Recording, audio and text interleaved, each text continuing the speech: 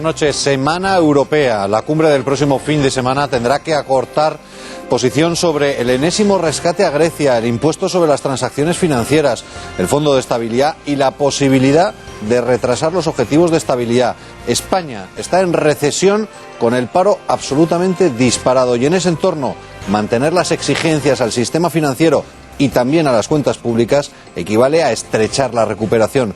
La pregunta es, ¿existe margen? Lo veremos este fin de semana. Este es el Telediario de Intereconomía.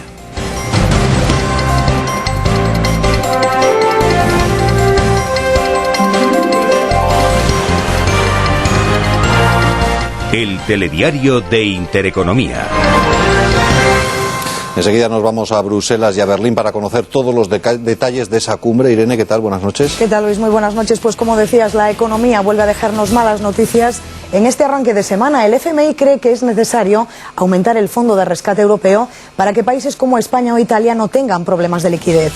Alemania, Austria y Luxemburgo, sin embargo, rechazan de plano esta posibilidad. A esta hora, el Eurogrupo se reúne en Bruselas con la participación por primera vez del ministro Luis de Guindos. El titular de Economía quiere dejar claro a los socios europeos que España apuesta por una política de austeridad.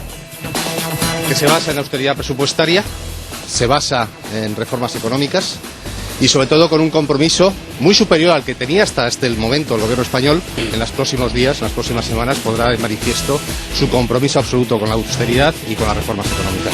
El Ejecutivo aprobará esta semana en Consejo de Ministros la Ley de Estabilidad Presupuestaria, un elemento fundamental para el control del déficit público. También habrá novedades en la reforma financiera y laboral. Sindicatos y patronal siguen avanzando en las negociaciones.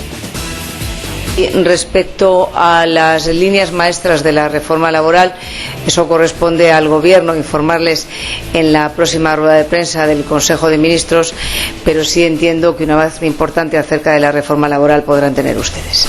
El Ministerio del Interior confirma que ETA está tratando de reconstruir su aparato logístico de manera latente. Jorge Fernández Díaz confirma también la exclusiva de La Gaceta. El entorno radical vuelve a extorsionar para recaudar fondos, esta vez al pequeño comercio.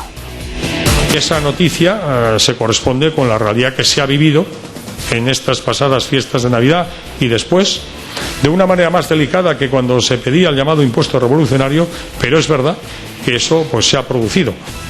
Son algunos de los asuntos del día, pero hay más titulares. El baile de cifras en el Partido Socialista continúa. Tanto Chagón como Rubalcaba se ven ganadores. Comienza la cuenta atrás para el Gran Congreso y las esperanzas de una tercera vía se agotan. Aún así, los militantes socialistas confían en que el partido saldrá fuerte y unido del Congreso de Sevilla. Nuevas subvenciones andaluzas curiosas. La agencia IDEA da más de 3 millones de euros a una empresa de nanotecnología. El proyecto preveía contratar a más de 100 personas. Nunca se supo nada más de la actividad de esta empresa. Urdangarin cobró 300.000 euros a las GAE por un informe plagado de obviedades, mientras él y su abogado afrontan la declaración ante el juez con fuerzas y ganas de explicarse. De nuevo, los duques de Palma han vuelto a su casa en Washington. Yo creo en su inocencia, lo he dicho más de una vez y lo reitero. 1, 2, no me corresponde a mí, y menos a un abogado, juzgar o no juzgar el comportamiento ético o no ético. Continúa la masacre silenciosa de cristianos en Nigeria. La policía captura a 4 miembros de la secta radical islamista Boko Haram, responsable de la oleada de ataques de este fin de semana. Y en la página deportiva, José Antonio Luque, la noticia del día sigue siendo esa exclusiva adelantada anoche por Ciro López en Punto Pelota. Mourinho se quiere ir del Madrid el 30 de junio. Buenas noches. ¿Qué tal, Irene? Buenas noches. Esa es la noticia que adelantamos en el día de ayer. Hoy están surgiendo las reacciones a esta determinación de Mourinho, que tiene que ver mucho con las condiciones de trabajo que él considera que no son las ideales. La gota que ha colmado el vaso, la filtración del otro día de una bronca entre el propio entrenador, Sergio Ramos, e Iker Casillas, dos de los pesos pesados del vestuario con los que su relación no es precisamente idílica. Lo contamos todo, explicamos las razones en el Tiempo del Deporte sobre las 9:30, bueno, un poquito antes.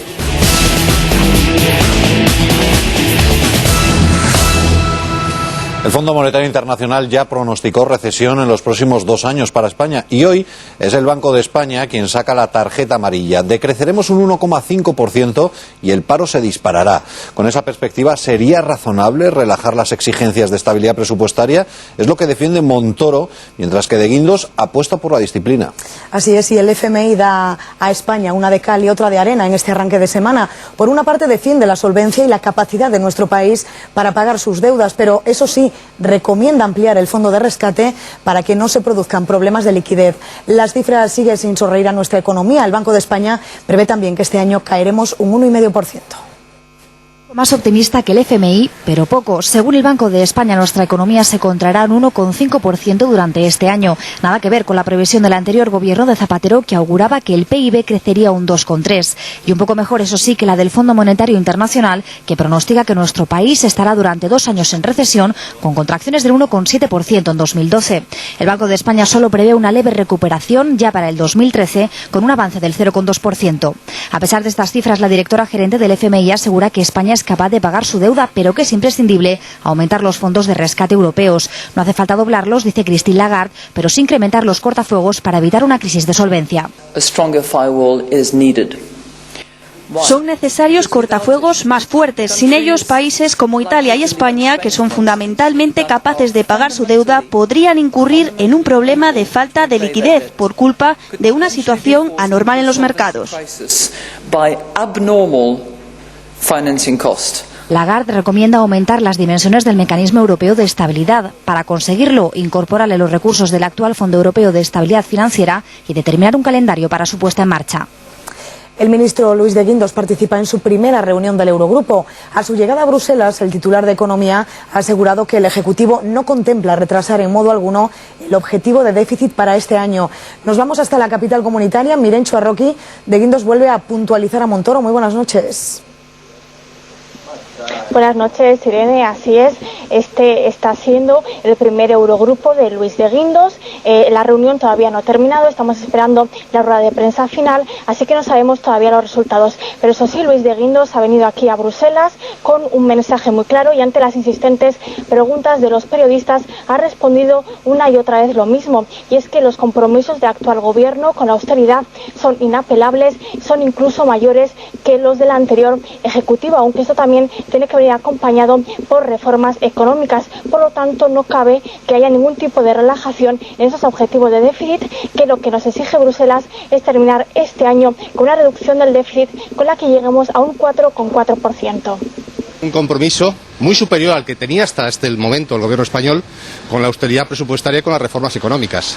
Es decir, tenemos un entorno complejo, un entorno difícil, pero evidentemente el gobierno español en los próximos días, en las próximas semanas, pondrá de manifiesto su compromiso absoluto con la austeridad y con las reformas económicas. Gracias, Mirenchu. Buenas noches. ¿Retrasar o no el cumplimiento del déficit? Ese parece ser el debate. El ministro de Hacienda volvía a insistir este fin de semana en la necesidad de que Bruselas revise el objetivo para España. Una opinión que también comparte el presidente de la Xunta de Galicia, Alberto Núñez Feijóo. Yo creo que la Unión Europea tiene que ser consciente de que las cuestiones no son inamovibles y que los objetivos tienen que hacerse para que la economía crezca. Bueno, pues desde el Foro Independiente de Analistas Fiscales opinan lo mismo. Es necesario retrasar el objetivo de déficit por el problema de recesión interna que arrastra España. Sería razonable y racional. Razonable porque, repito, los esfuerzos que hay que hacer van a ser tan duros que realmente va a generar tensiones sociales importantes, o podría generar tensiones sociales importantes. Y en segundo lugar, creo que es razonable en tanto en cuanto, repito, los escenarios macroeconómicos a partir de los que se definieron el programa de consolidación fiscal no son realistas en este momento. El Gobierno ha lanzado el globosonda de la Ley de Transparencia. Aquellos directivos de entidades financieras ayudadas con dinero público tendrán sus remuneraciones topadas. La música suena bien, pero la letra es diferente, porque si no se aplica retroactivamente y la reestructuración se va a hacer con cargo a las entidades, se trata en el fondo de un brindis al sol. Solo el tiempo lo dirá, Luis, pero después de varias semanas de reuniones de estudio, el Gobierno se dispone a acelerar sus reformas. El Consejo de Ministros estudiará este viernes la nueva Ley de Estabilidad Presupuestaria, uno de los pilares para cumplir con el control del déficit. También habrá avances en la Ley de Transparencia. De momento se sabe que el Ejecutivo obligará a los altos cargos a publicar sus sueldos.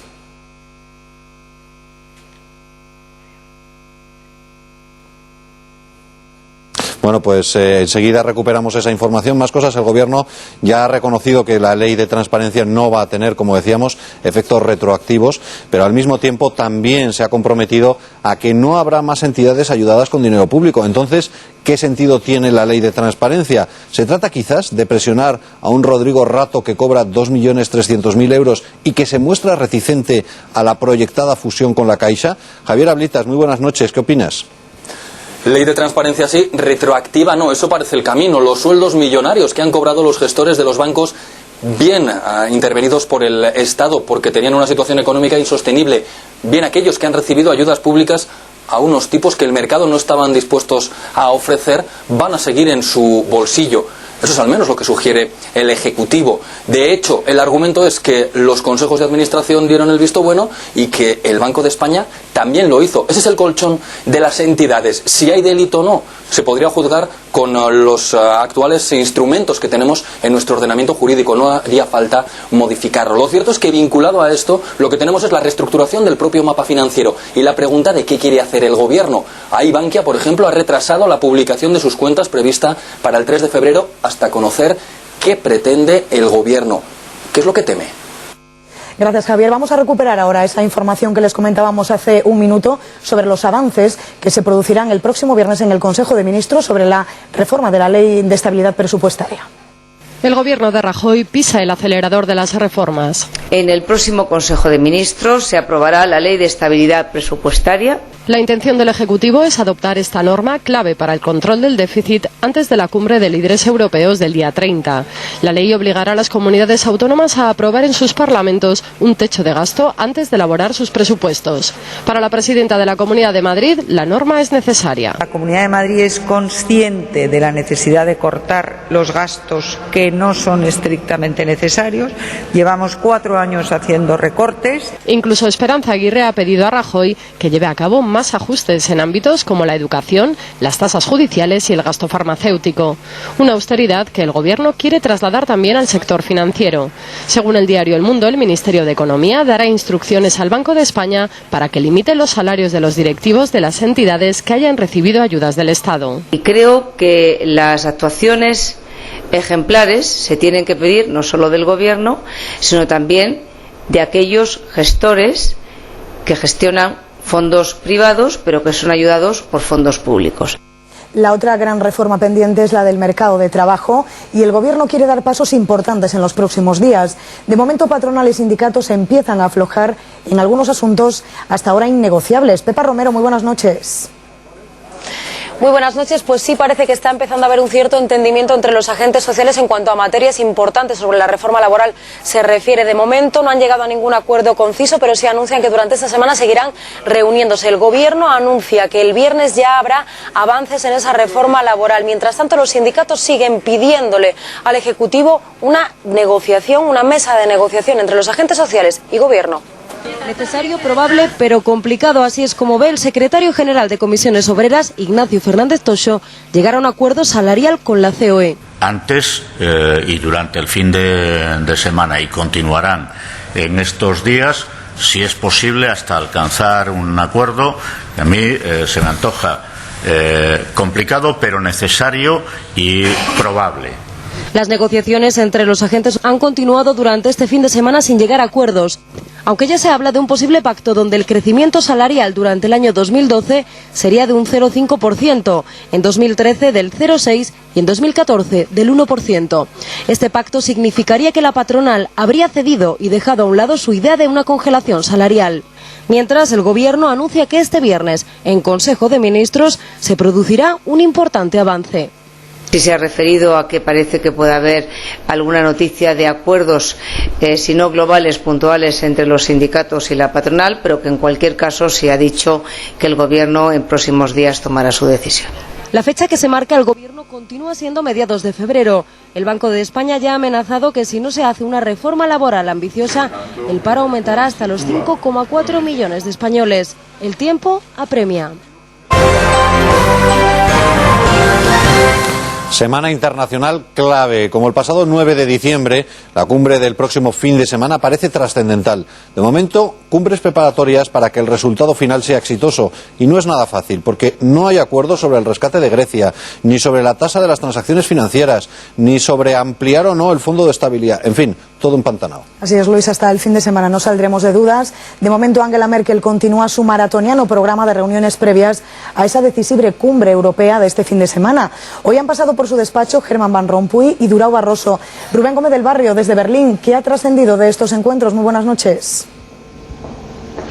Muy buenas noches. Acaba de comenzar la reunión hace solo unos minutos, un encuentro con la vista ya puesta en la cumbre del día 30 y con el que Merkel continúa su intensa ronda de contactos para buscar soluciones a la crisis de deuda. De hecho, ayer la canciller se reunía otra vez con la directora del FMI, Christine Lagarde, quien por cierto hoy pedía en Berlín un aumento de los fondos de rescate para ayudar a España e Italia, y recordamos que el jueves Merkel se reúne con Mariano Rajoy. Mientras tanto, por ahora poco ha trascendido del encuentro con Van Rompuy y Barroso. Esa puerta cerrada, no habrá declaraciones, aunque algunas fuentes apuntan a que el tema central es el plan franco-alemán con el que se pretende fomentar el crecimiento de la eurozona.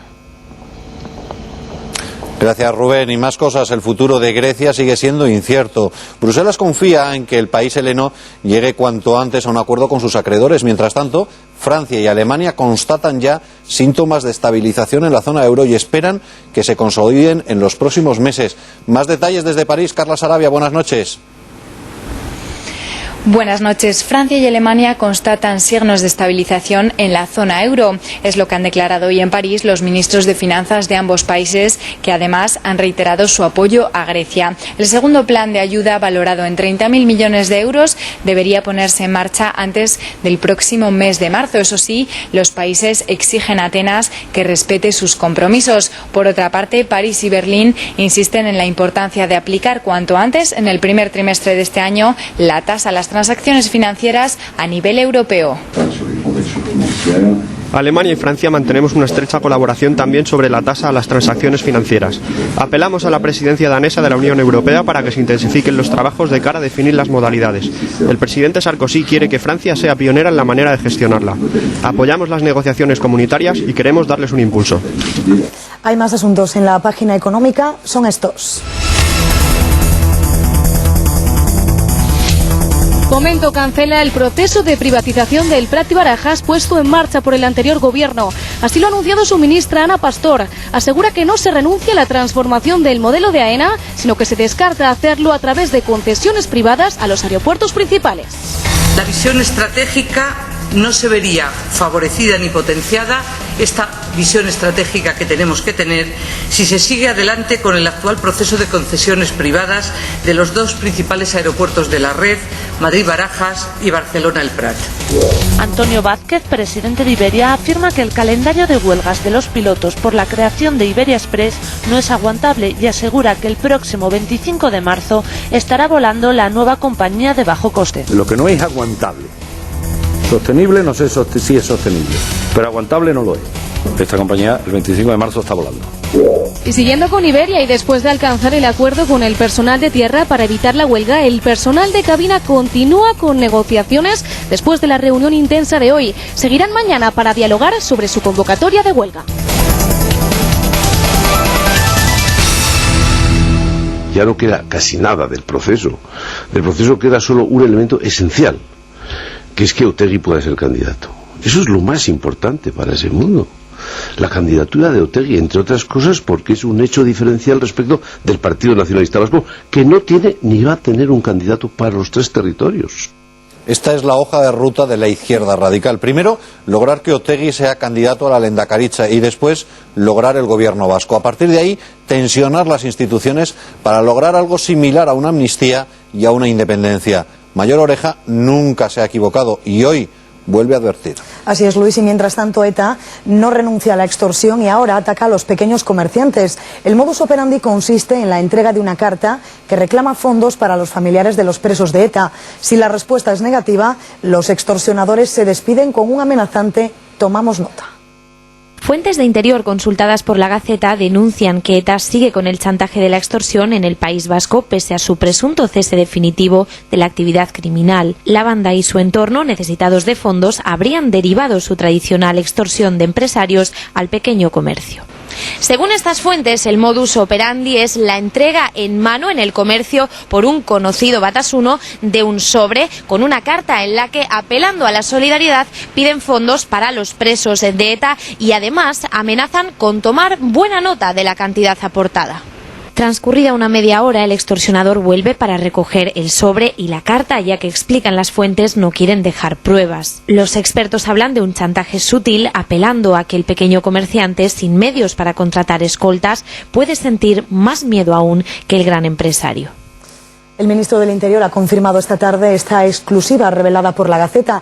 Jorge Fernández Díaz considera además que ETA está tratando de reconstruir su aparato logístico de forma latente, tal y como demuestra el material para fabricar explosivos intervenido a los últimos detenidos. En el Ministerio del Interior está Maite Izquierdo. Buenas noches.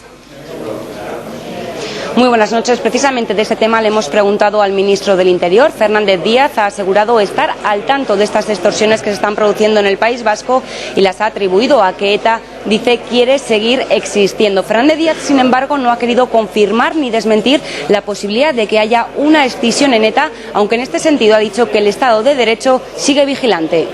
Esa noticia se corresponde con la realidad que se ha vivido en estas pasadas fiestas de Navidad y después, de una manera más delicada que cuando se pedía el llamado impuesto revolucionario, pero es verdad que eso pues se ha producido. ETA, aunque extraordinariamente disminuida en su capacidad operativa, quiere mantener un aparato logístico en estado latente. Preguntado por la retirada de escoltas que se está llevando a cabo, Fernández Díaz ha sorprendido y las ha atribuido a las circunstancias económicas y no al supuesto fin de ETA. Viene derivado de las circunstancias económicas. Quiero que quede claro. Evidentemente hay otras razones, pero la fundamental es esa, es que desarmar a los escoltas tienen que desarmarse los etarras. El BOE ha publicado esta mañana las subvenciones anuales que el Estado concede a los partidos políticos con representación en el Congreso de los Diputados. Entre ellos, cómo no, también una cantidad importante para Amaiur, dinero que paradójicamente se destina en gran parte a gastos en seguridad.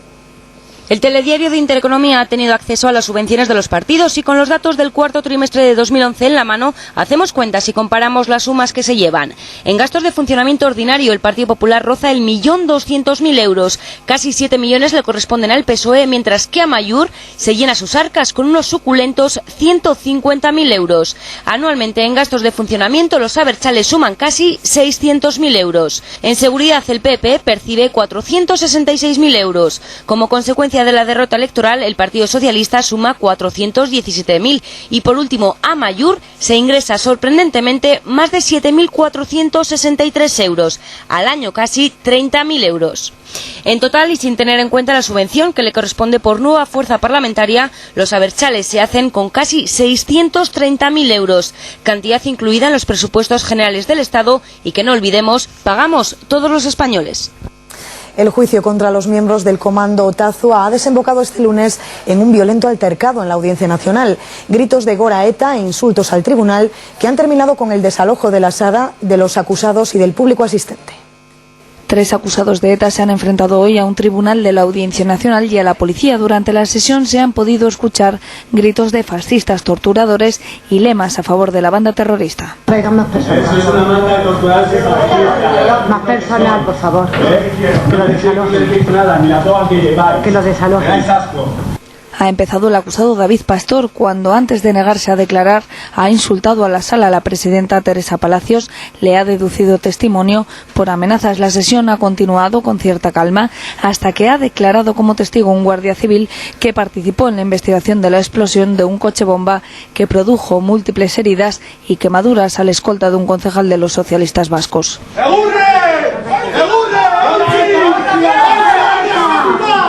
No va a callarme, quítame las esposas y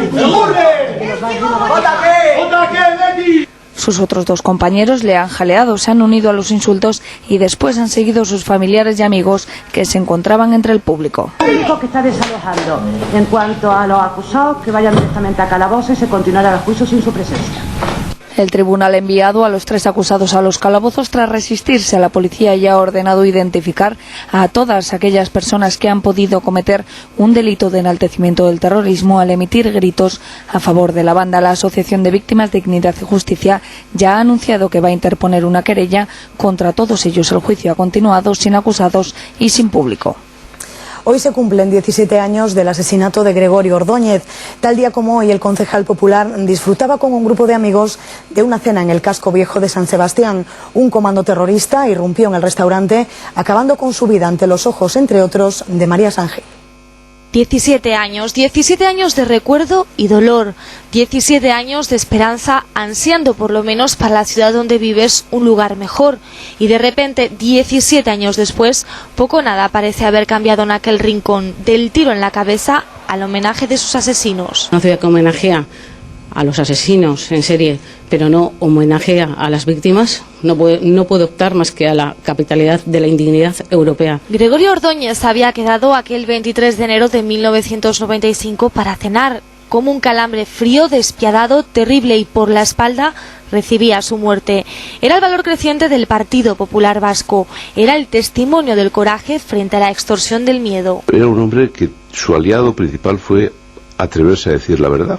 Precisamente por esto, con su asesinato, algo cambió en el aire espeso de una ciudadanía que aún justificaba el terrorismo como lucha política. Aquellas calles silenciosas del País Vasco empezaron a hablar.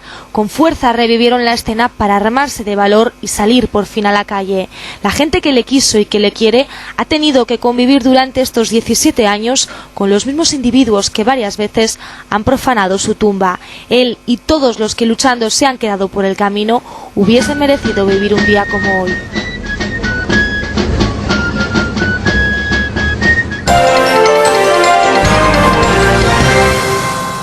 Pues con el recuerdo de Gregorio Ordóñez iniciamos esta entrevista con Santiago Abascal. ¿Qué tal? Buenas noches. Muy buenas noches. Bueno, el ministro ya ha vuelto a confirmar que ETA sigue extorsionando para financiar su aparato logístico. ¿Alguna novedad? Yo creo que el ministro está siendo muy claro. Son demasiados los indicios. La detención de 3 terroristas recientemente con material para fabricar explosivos. En este momento sabemos que hay otra modalidad de extorsión, en este caso al pequeño comercio, una modalidad que ya existía. Y por otro lado vemos este tipo de escenografía en la Audiencia Nacional, ese tipo de gritos, JQ, que significa golpear y quemar, que por otro lado es un lema que es el mismo que ETA incluía en ese famoso comunicado de alto el fuego definitivo. Acababan diciendo JQ, curiosamente nadie lo analizó. JQ, Irabas y Artés, el lema de ETA que significa golpear y quemar hasta ganar. Así que si alguien está pensando que es posible una división en ETA, se equivoca, porque en ese comunicado donde supuestamente abandonaban la violencia decían lo mismo que lo que hemos escuchado esta mañana en la Audiencia Nacional. Yo creo que esa supuesta división en ETA, de la que hablan algunos, esa escisión que volvería a las armas cuando obtengan el poder en el Parlamento Vasco, desafían al Estado y ese desafío sea parado, no va a ser más que la excusa que algunos ya tienen preparada en toda esa hoja de ruta. Hoy en la Audiencia Nacional se ha producido otro juicio contra algunos miembros de la izquierda radical que les atacaron a algunos de los miembros, entre ellos a usted, hace unos cuantos años, en el 2003. Quiero que recordemos esas escenas que se produjeron en el Ayuntamiento de Llodio y ahora nos las comente.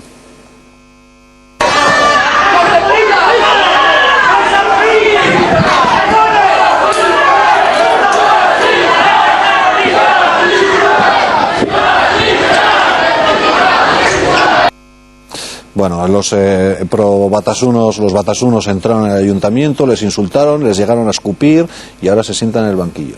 Bueno, yo quiero decir que estas escenas elegidas en realidad son las más suaves de todas las escenas que ocurrieron allí.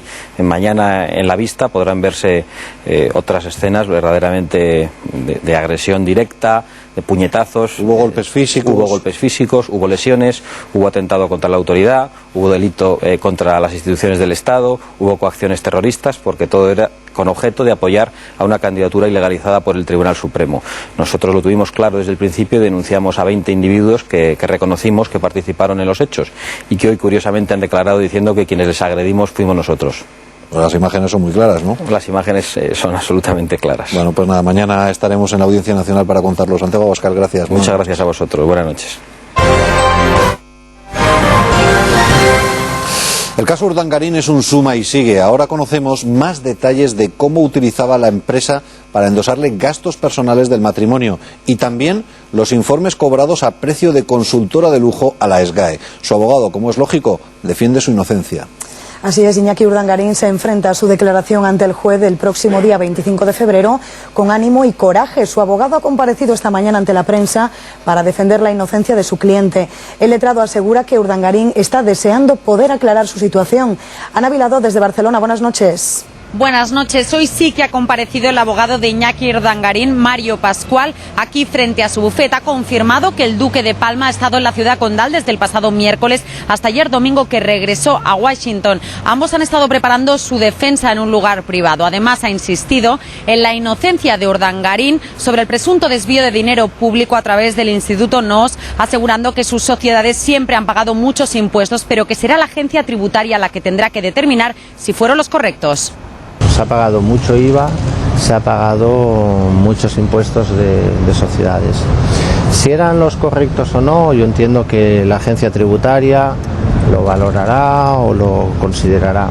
Sobre los rumores de separación entre los duques de Palma, el abogado de Urdangarín lo ha desmentido y ha asegurado que le consta que están muy unidos. Yo lo que digo es que esos rumores que puedan haber aparecido sobre separación en absoluto son ciertos.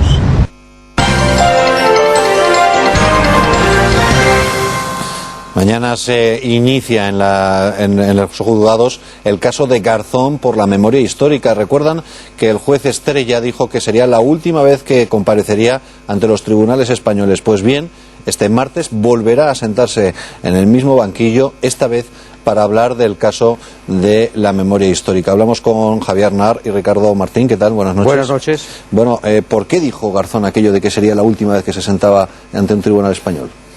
Sinceramente no lo sé, pero eso depende de lo que hagan y determinen los tribunales. Uno se sienta no porque le guste, sino porque se lo ordenan. Mañana son las cuestiones previas, pero en todo caso Garzón estará ahí presente. Bueno, yo creo que está comodísimo porque todo lo que le interesa a él es justamente este juicio. Ha movido a toda la opinión pública internacional. Es verdad lo que dicen algunos interlocutores que han estado hoy dando ruedas de prensa en España, extranjeros, diciendo que España tiene una pésima imagen en el mundo por culpa de este juicio, y lo demuestra porque hay portadas de periódicos internacionales y de televisiones internacionales. Por tanto, yo creo que a Garzón lo que le interesa es este juicio principalmente. ¿Para qué? En mi opinión, para diluir tanto el próximo de las facturas del Santander, que es el que verdaderamente le preocupa, porque eso sí que le desprestigia a él, y también el juicio celebrado recientemente, por tanto, sobre las escuchas, ¿no? Por tanto, yo creo que es el escenario perfecto en el cual Garzón quiere situar su caso, que quiere proyectar un caso de justicia universal y de víctima internacional. Este es su planteamiento, y yo creo que desde ese punto de vista, pues bueno, lo va a ganar. Probablemente nos estamos equivocando en los términos, porque todos estamos hablando de que Garzón se sienta por investigar los crímenes del franquismo. No, se sienta por abrir unas fosas supuestamente sin tener competencia para ello. Bueno, el tema es la apertura de un procedimiento judicial cuando se entiende de que efectivamente no tenía por qué haberlo abierto. Pero yo lo que quiero plantear es lo siguiente. Si lo que queremos hacer aquí es un análisis de estrategia y de imagen, esto tiene una determinación y es perfectamente opinable.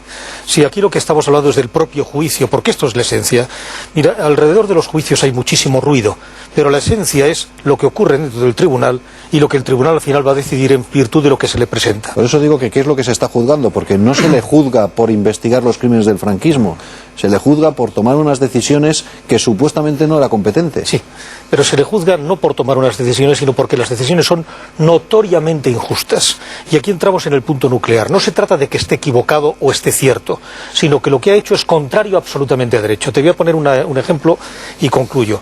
Si todos los jueces que se equivocan al juzgar son prevaricadores, todas las sentencias que se dictan y son revocadas deberías juzgar al juez que la ha dictado. Y no es así. Estamos hablando de que tenga que ser una resolución rigurosa, absoluta y completamente contraria a derecho. En mi criterio, se equivocó, pero no prevaricó. Yo creo que si es inocente va a ser un triunfo personal a nivel internacional para Garzón, y si le declaran culpable y inhabilitan, le va a hacer una gran víctima internacional. Por tanto, desde mi punto de vista, él, digo, en lo personal, más allá de los términos judiciales, o precisamente por los términos judiciales de cómo va a concluir el juicio, va a ser muy bueno para él. Porque en todo caso, juega hacia afuera y juega como un juez de estrella internacional. El primer juicio fue el de las escuchas y por lo tanto es posible que haya una primera sentencia por el tema de las escuchas. Él querrá que la primera sea esta. Desde luego no es sé si menos técnicamente es posible, ¿no? No sé si la primera... Técnicamente todo es posible porque las sentencias tienen un periodo objetivamente ilimitado, aunque la ley dice otra cosa. Pero yo estoy convencido de que la primera sentencia va a ser la del juicio que haya pasado y la segunda será esta. Por supuesto. Javier y Ricardo, gracias a los dos. Muchas gracias. Buenas tardes. Buenas noches. El vicepresidente del Tribunal Constitucional cree que el retraso en la renovación del Alto Tribunal es una situación de irregularidad que pone las cosas en riesgo. Eugeni Gay ha recordado que gracias al Constitucional nuestra democracia es sólida y respetada en Europa. El vicepresidente del Constitucional, Eugeni Gay, ha criticado hoy la actitud de los partidos mayoritarios en relación a la renovación del Alto Tribunal. Los partidos mayoritarios no toman en serio una situación tan importante como la renovación constitucional del órgano supremo del Estado. Dejan mucho que desear. En este sentido, el magistrado ha exigido que se dejen de lado los intereses partidistas. Entran otros intereses ajenos a los intereses del Estado, que son legítimos, que son los intereses de partido, pero que en ningún momento pueden prevalecer sobre los intereses del Estado. Por último, el magistrado ha sentenciado que el retraso de la renovación pone en riesgo la democracia. Prosigue la guerra en el Partido Socialista, esta vez a cuenta de las cifras de apoyos. Ambos candidatos se dan por ganadores, mientras que la tercera vía se desinfla. El futuro secretario o secretaria general de los socialistas dependerá de apenas una decena de indecisos. Así es, a Chacón y Rubalcaba se le acaban los días para hacer recuento de efectivos. Lo cierto es que las cuentas no cuadran. Ambos candidatos hacen exhibición de fuerza, pero a estas alturas casi todo el mundo da por descontado que el voto secreto será fundamental para decidir el nombre del nuevo secretario del PSOE. Lolo García, muy buenas noches. Muy buenas noches, sí, a eso sumamos que los congresivos de este fin de semana tampoco es que hayan aclarado mucho al respecto. Ambos candidatos se dan como vencedores, se atribuyen una ventaja de entre 100 y 150 delegados. En cuanto a la idea de la tercera vía, es algo que se desinfla pero no desaparece, porque hoy, por ejemplo, 3 militantes socialistas, 2 de Sevilla y 1 de Cáceres, van a intentar conseguir los avales necesarios para sumarse al ruedo del Congreso en febrero, algo que resulta difícil teniendo en cuenta que ahora sí el tiempo corre contra el reloj.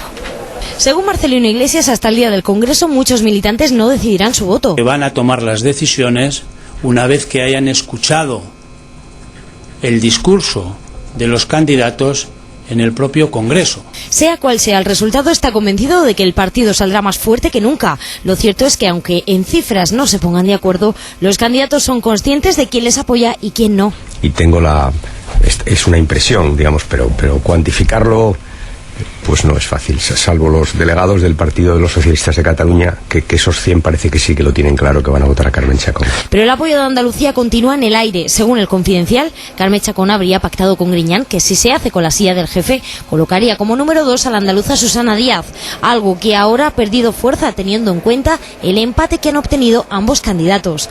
Por lo tanto, solo cumpliría el acuerdo si la victoria de la exministra fuera holgada, algo que parece imposible. Por el momento se agota el tiempo de una tercera vía. Cuando comenzó todo, una candidatura que cogió mucha fuerza fue la de Eduardo Madina. Querían que ocurriera lo mismo que con Zapatero en el 2000, pero no lo consiguieron porque se vieron absorbidos por las potentes candidaturas de Chacón y Rubalcaba. La Junta de Andalucía es un auténtico pozo sin fondo de irregularidades. Hoy les contamos la última en materia de subvenciones. 3 millones de euros para un proyecto inexistente. Cuando pensábamos que ya lo habíamos visto absolutamente todo sobre la agencia IDEA, llega un nuevo documento para demostrarnos todo lo contrario.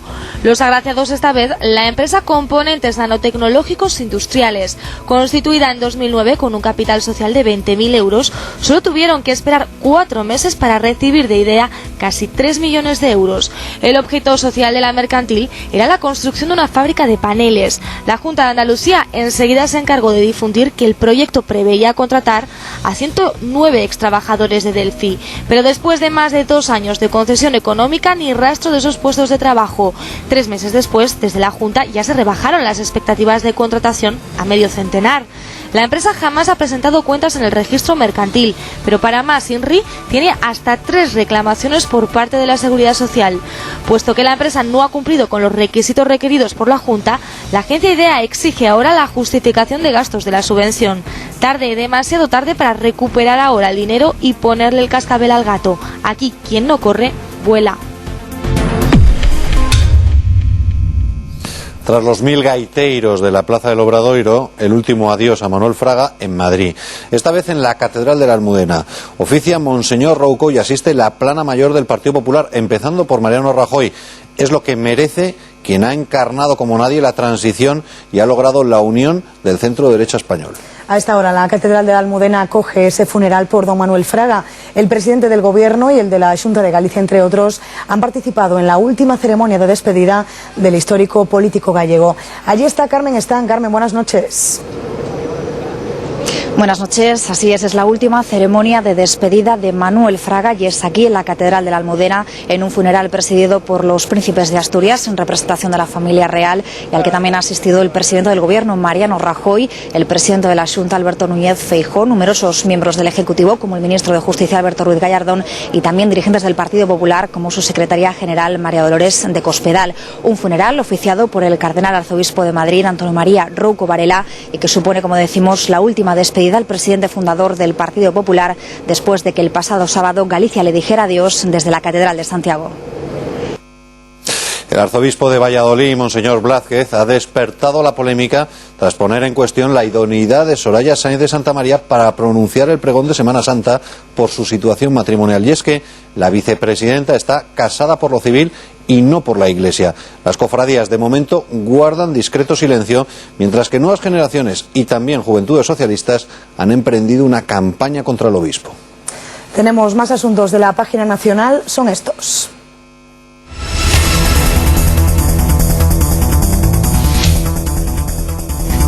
Según Voz Populi, el Partido Popular andaluz comienza la campaña de las elecciones autonómicas del 25 de marzo con los sondeos a favor. Pero de no ser ganador con mayoría absoluta, la entrada de Unión, Progreso y Democracia les podría servir para terminar con la hegemonía socialista en Andalucía, que lleva ya 30 años en el poder. 12 personas fallecieron este fin de semana en los 10 accidentes mortales registrados en las carreteras españolas. En estos siniestros, una persona ha resultado herida grave y otras 3 leves. La familia de la joven sevillana Marta del Castillo, asesinada en 2009 por Miguel Carcaño y condenado por esto a 20 años de prisión, presenta un recurso contra la sentencia. De ser estimado, supondría la nulidad del juicio celebrado y la necesidad de proceder a uno nuevo. Asimismo, la plataforma Marta del Castillo y la familia convocan una manifestación para este martes en repulsa de esta sentencia. Vamos a recurrir a ella y bueno, vamos a ver qué es lo que nos pasa. Estamos dispuestos a ir a Estrasburgo, donde sea. El director general de Policía, Ignacio Cosidó, advierte de la amenaza terrorista yihadista en Cataluña. Nuestra percepción es que esta amenaza terrorista persiste. Resulta vital reforzar nuestra capacidad de inteligencia con el fin de anticiparnos a cualquier acto terrorista. Irlanda hace los deberes pero no debe confiarse. Es la evaluación de la misión trimestral de la Troika, que ha rebajado el crecimiento de la isla a un 0,5% para 2012. Aguirre y Botella acuerdan impulsar un macrocomplejo de juego en Madrid. Conseguir la creación de 200.000 empleos definitivos. El cierre de Mega Upload ha resucitado el cine. Sin embargo, quedan algunas dudas. La primera, ¿por qué se han cerrado también los servicios legítimos de la compañía? ¿Por qué se produce a los pocos días de la ley antipiratería? ¿Y por qué la Unión Europea se posiciona abiertamente contra el cierre de Internet? El fundador de la página web de intercambio de archivos Mega Upload se ha declarado inocente de los delitos de piratería en Internet y de blanqueo de dinero. En las próximas horas se sabrá si queda o no en libertad bajo fianza. Mientras tanto, el efecto dominó producido tras el cierre ya es más que evidente. Páginas similares han comenzado a borrar de manera masiva sus contenidos. El fundador de Mega Upload, detenido en Nueva Zelanda a petición de Estados Unidos, que lo acusa de piratería masiva, ha negado haber hecho algo ilegal. Kim Smith, alias Kim.com, ha exigido ser puesto en libertad bajo fianza al comparecer ante un tribunal en Auckland. Ha señalado que las autoridades están tratando de presentar su peor imagen. Durante la audiencia, su abogado ha dicho que no hay riesgo de fuga o de que reinicie sus negocios, alegando que su cliente había cooperado en todo, sus pasaportes habían sido requisados y sus fondos congelados, además de que tiene un aspecto físico reconocible. El caso es que continuará en prisión preventiva hasta el miércoles, cuando el juez decida qué hacer con el excéntrico empresario. Mientras, tras atacar y colapsar diversas páginas web en protesta, el colectivo Anonymous ha encontrado una nueva forma de manifestar su crítica. En las últimas horas ha publicado enlaces a descargas directas de gran parte del catálogo de Sony. ¿Y cómo ha afectado el cierre de Mega Upload a la industria del cine? Pues vistos los resultados registrados en las taquillas de los cines este fin de semana, parece que muy positivamente. Los países de la Unión Europea han impuesto un embargo petrolero gradual sin precedentes en su magnitud contra Irán, además de congelar los activos del Banco Central. El objetivo, obligar a ese país a frenar el desarrollo de su controvertido programa nuclear. El régimen de los ayatolás es el mayor suministrador de petróleo de los 27. Crece la tensión entre Irán y Occidente. La Unión Europea se ha mostrado tajante por obligar al régimen de los ayatolás a frenar el desarrollo de su controvertido programa nuclear. Los 27 han acordado imponer un embargo al petróleo iraní que prohíbe inmediatamente todo nuevo contrato y da hasta el 1 de julio para poner fin a los ya existentes. Por su parte, Teherán califica la medida de guerra psicológica y la considera injusta. Aunque rebaja el tono, advierte de que podría cerrar definitivamente el estrecho de Hormuz, así como frenar las exportaciones de petróleo a los 27. Esa respuesta afectaría a Grecia, Italia y otras debilitadas economías de Europa que dependen fuertemente del crudo iraní. Ahora Arabia Saudí, el país que más podría aumentar sus ventas al viejo continente. Sí. Todos tenemos que hacer un sacrificio. Es obvio que los países del Golfo, que están tan amenazados o más como que nosotros por la política agresiva de Irán, tienen que hacer también un sacrificio y desde luego no aprovechar la circunstancia para subir los precios. Son muchos los que creen que la República Islámica, que niega las acusaciones de que está buscando armas nucleares, podría estar en posición de fabricarlas el año próximo. Mientras, Estados Unidos aumenta su presencia militar en el Golfo Pérsico, con lo que podríamos estar viendo solo la punta del iceberg. Los equipos de rescate han encontrado nuevos cadáveres entre los restos del naufragio del Costa Concordia. Mientras tanto, las investigaciones sobre la causa del incidente avanzan. De momento ya se sabe que el capitán no había consumido drogas en el momento de la colisión. Dos nuevos cadáveres, en este caso de dos mujeres. Con la localización de estos nuevos cuerpos asciende a 15 el número de fallecidos en el naufragio del Concordia. Mientras tanto, otros 20 continúan desaparecidos. Ocurre el mismo día en que el abogado del capitán del barco asegura, según los últimos informes toxicológicos, que este no estaba drogado cuando el crucero chocaba contra una roca que rompía su casco y provocaba el trágico hundimiento. La Unión Europea ya ha enviado un buque a la zona del accidente para apoyar la extracción de las 2.380 toneladas de carburante que hay en el barco. Será mañana cuando comiencen esas tareas de extracción. En el mundo han pasado más cosas, son estas. La Corte Penal Internacional ha desmentido haber aceptado que el hijo del exdirigente libio Muammar Gaddafi, Saif al-Islam, sea juzgado en Libia por un tribunal libio. Al-Islam fue detenido el pasado mes de noviembre en el sur del país y podría ser condenado a muerte. El primer parlamento egipcio de la era post-Mubarak ha abierto este lunes sus sesiones con una amplia mayoría islamista. Mayoría que controla 3/4 partes de la Cámara Baja o Asamblea del Pueblo, tras la celebración de las elecciones legislativas. La policía nigeriana captura a 4 miembros de la secta radical islamista Boko Haram. Esta secta es la responsable de los ataques a iglesias cristianas y de los atentados en la ciudad de Kano. Personas a favor del régimen castrista acosan a damas de blanco y a miembros del Movimiento Cristiano Liberación y otras organizaciones, que acuden a protegerlos en una iglesia de Holguín. Tuvo que intervenir el obispo, Monseñor Aranguren. Varias personas han sido detenidas. Se decidió proteger a las damas de blanco y a estos opositores dentro de la parroquia para darle solución porque estaban las turbas agresivas. De todas formas hubo discusión con algunas de las personas. El presidente venezolano Hugo Chávez, además de su cáncer de próstata y colon, podría sufrir una metástasis en la médula ósea. Según fuentes diplomáticas, el estado de salud de Chávez es grave y podría fallecer antes de las elecciones de octubre.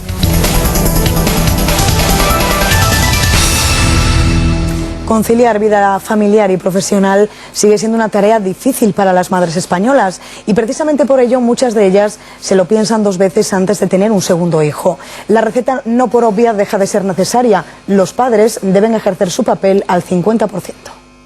La conciliación de la vida laboral y familiar es el principal obstáculo para las mujeres que quieren tener el segundo hijo. Así lo refleja el estudio de maternidad realizado y presentado hoy por enfemenino.com. Según su director, es muy importante que el hombre colabore al 50% con sus tareas. Sigue siendo muy difícil para las mujeres conciliar. El hombre tiene que asumir la responsabilidad que tiene como hombre y hacer ese reparto, digamos, al 50%. Y para evitar que una mujer tome la decisión de abortar, aseguran que lo más importante es el apoyo familiar. Por eso es muy importante todos los apoyos de los que hablábamos antes, el apoyo familiar, el apoyo institucional y el apoyo en las empresas, donde una mujer no vincule, este es el gran drama, no vincule un embarazo con la pérdida de un empleo o la pérdida de promoción o de ritmo en su carrera profesional. El estudio también destaca que aún persiste la cultura machista en el mundo laboral. Un ministro que cambia continuamente el color de gafas no es un ministro gafado, sino uno que ve la economía de colores. Cristóbal Montoro.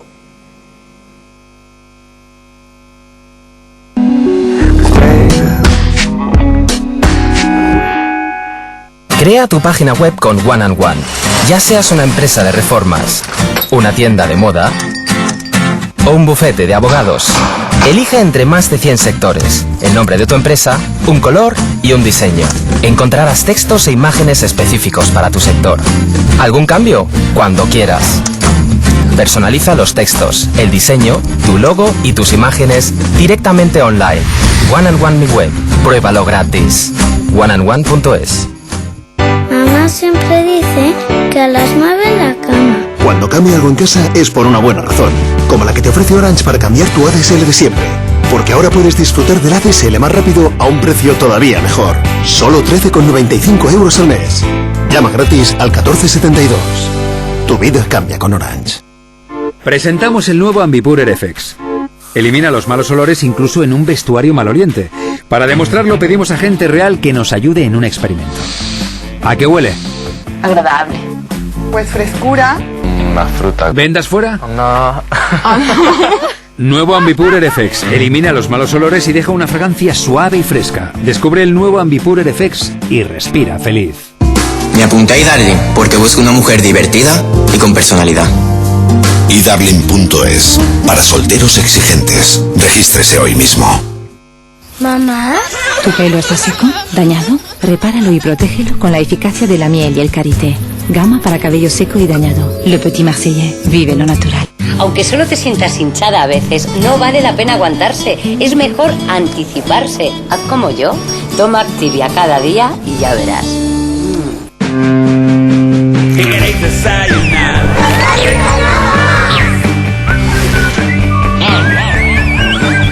Tosta Rica, el desayuno con cereales, vitaminas, hierro y calcio. Y ahora diviértete a lo loco con las nuevas Tosta Rica con Fanboy y Cham Cham. Tosta Rica alimenta su imaginación. De Cuétara. 2 de cada 3 mujeres no toman suficiente calcio. Con la edad los huesos necesitan más calcio. Densia te da hasta el 50% de calcio y vitamina D. Y ahora Densia con trozos de manzana y avellana. La forma más deliciosa de ayudar a mantener tu densidad ósea. Now, everybody.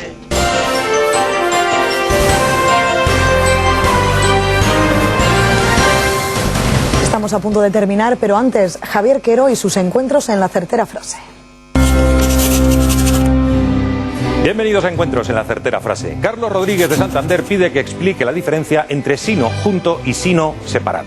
Separado es una secuencia formada por la conjunción sí y el adverbio no. No gastes si no tienes. Sino junto es una conjunción adversativa que enfrenta dos conceptos. No somos ricos, sino pobres. También posee el valor de excepto. Esto no lo arregla nadie sino Dios. Y de adición, el político no solo debe ser honrado, sino parecerlo.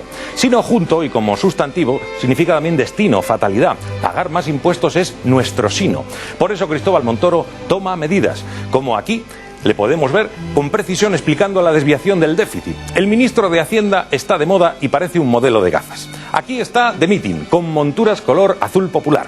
En esta otra cuando le hicieron ministro, con lentes verde esperanza. Esta otra es de cuando se enteró del déficit que dejaban los socialistas, por eso las gafas son marrón imprevisto. Aquí está después de ver cuánto hay en la caja, con gafas color rojo número. Y en esta última anuncia cárcel para los despilfarradores, por eso se pone morado gestor público. Montoro más que ministro parece ese burrito al que le cambia el color de la cola según vaya a llover o a hacer sol. Mañana más y mejor en Intereconomía. Con Javier Quero ponemos punto final al telediario. Nosotros regresamos mañana, ya lo saben, a partir de las 8:30 de la tarde. Enseguida toda la información deportiva con José Antonio Luque. Mañana más noticias, más análisis, más información exclusiva. Ya saben que pueden seguir informados en gaceta.es e intereconomía.com y recuerden, no somos Telesucesos. Si quieren información con criterio, este es su telediario.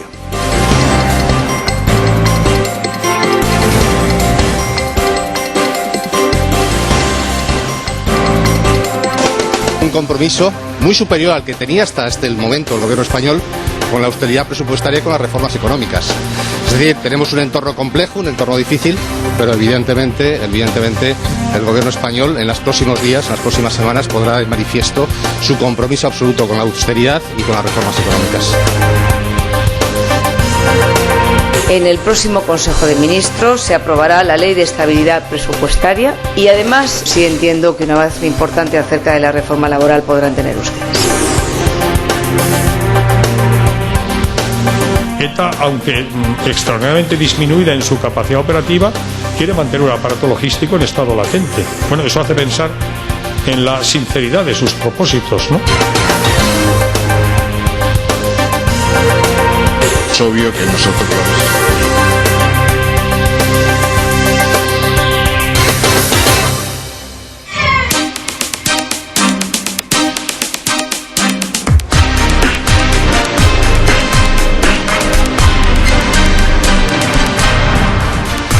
¿Qué tal? Muy buenas, ¿cómo están? Es sin duda el asunto del día. Lo desveló anoche Ciro López, aquí en Intereconomía, en Punto Pelota. El Madrid le había ganado por 4-1 al Athletic Club de Bilbao. Analizábamos la jornada. El día antes había habido una filtración de una conversación airada entre José Mourinho, Sergio Ramos e Iker Casillas. Durante todos estos meses se ha venido hablando mucho de la relación del técnico del Real Madrid con los españoles de la plantilla y con los portugueses, o con el resto de los futbolistas, por decirlo mejor. Insisto, anoche, aquí, en Intereconomía, en Punto Pelota, la exclusiva Ciro López decía esto. Evidentemente él considera que él no va a estar en ningún sitio en donde la gente no esté de acuerdo con sus planteamientos y con sus posturas, y gane o no, yo ponía la condición de que tenía que ganar un título. O sea, yo ahora puedo decir que gane o no un título, Mourinho tiene decidido dejar el Real Madrid el 30 de junio. Imagínense la que se ha organizado, la que se organizó en Twitter, en nuestra página web, en puntopelota.es, después de que Ciro López dijera eso. Está completamente confirmado. A día de hoy, José Mourinho quiere abandonar el Real Madrid. No quiere seguir en el equipo. ¿Por qué? Por varios motivos. Por la relación, efectivamente, que tiene con algunos de los futbolistas de su plantilla.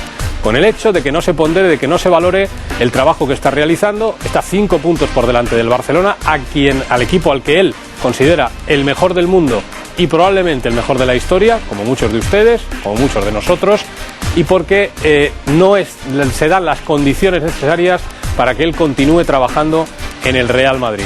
La gota que ha colmado el vaso, o las gotas que pueden haber colmado el vaso, aunque no son exactamente y justamente solo esos los motivos, la filtración y también los silbidos que tuvo que escuchar ayer en el Estadio Santiago Bernabéu. Esta noche en Punto Pelota mucho más detalles de la exclusiva de Ciro López, cómo se produjo, qué va a pasar, las repercusiones, lo que está sucediendo en el día a día, en un día a día convulso del Real Madrid. Pero hay más cosas, las tiene Mateo Fernández de la redacción, como siempre. Mateo, muy buenas. Muy buenas noches, José. Pues recordemos a los espectadores que el clásico, el partido de vuelta, se juega el miércoles a las 10 de la noche y que los dos equipos ya han empezado a preparar ese partido. El Real Madrid lo ha hecho esta mañana a puerta cerrada, sin Sergio Ramos, que tenía permiso del club, Pepe Las ni Granero, y además el equipo viajará en el mismo día del partido. Así lo ha decidido José Mourinho, que no lo suele hacer. Por otra parte, un mensaje claro a través de Twitter de Sergio Ramos. Dice: quien diga que el vestuario está dividido miente. Existe un gran equipo y una gran unión. Le pese a quien le pese. Trabajando juntos llegarán los éxitos. Mientras tanto, el Fútbol Club Barcelona ha entrenado también y además Pep Guardiola no quiere relajaciones, así que concentrará a su equipo en la víspera del partido. Andrés Iniesta ha hablado en rueda de prensa sobre la situación que vive el Real Madrid. Es decir, no veo más allá de lo que puedo ver desde fuera, que la situación para ellos es buena, es idílica, no veo otra cosa. Pues así están las cosas, mientras se está completando hoy un partido que ha empezado a las 9, la jornada 1 de la Liga BBVA. Villarreal y Sporting, dos equipos necesitados, empatan a 0 de momento, partido en juego desde las 9 de la noche. Los goles los veremos como siempre en Punto Pelota. José. Gracias, Mateo. De ese partido que se está disputando, el que completa la jornada del campeonato de Liga, tendremos referencia esta noche en Punto Pelota e insisto, hablaremos y mucho de la gran exclusiva. Mourinho quiere irse del Real Madrid el próximo 30 de junio. Los mejores reportajes, como siempre. La mejor información, aquí. El mejor debate, las imágenes, todo a las 12. No nos fallen porque la noche hoy, como ayer, como otros tantos días, vuelve a venir caliente. Y muchas gracias por su compañía siempre. No nos fallen, les espero a las 12. Hasta luego.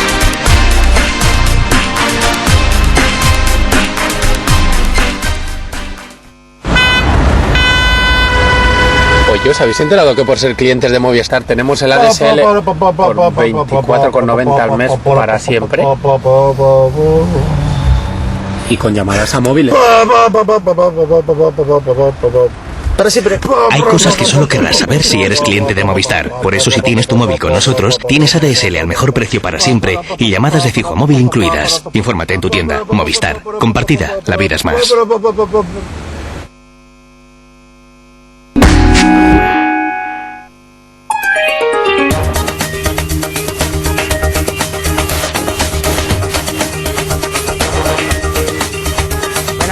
¿Estabilidad hasta cuándo? Pues cabe decir que el viernes y el fin de semana se presentarán bastante movidos y será este frente el responsable.